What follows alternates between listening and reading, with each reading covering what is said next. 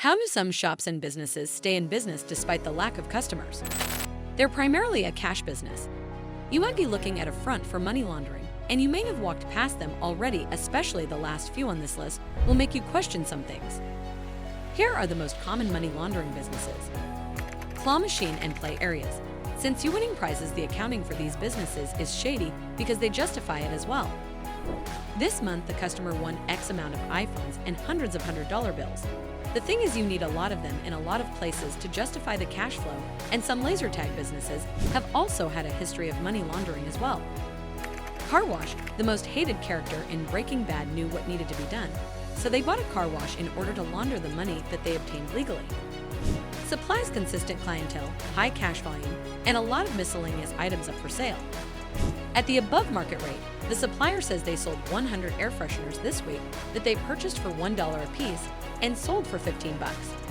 If something is way overpriced but still shown on accounting sheets as being sold at high value, well, that's a massive red flag from money laundering. Restaurants are in a constant flow of fresh produce. If there are restaurants in your neighborhood that stay in business, although they almost never have customers and the food is pretty bad, well, now you know why. Strip clubs, this one's pretty obvious, right? And there are a lot of ties with even more criminality.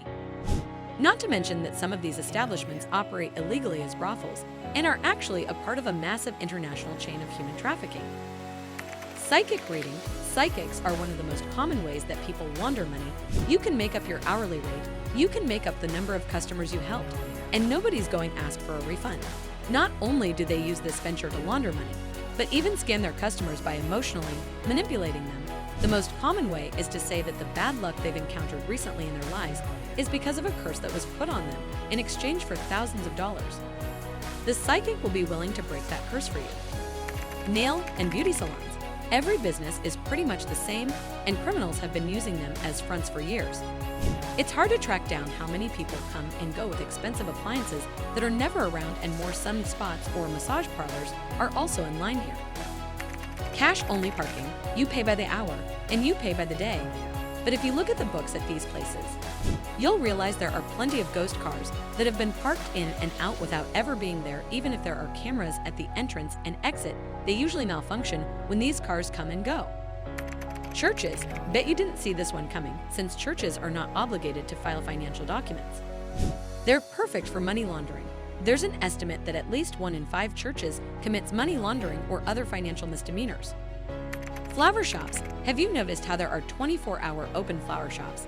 It's not really something you pay attention to, but what in the world does a flower shop sell at 1 a.m.?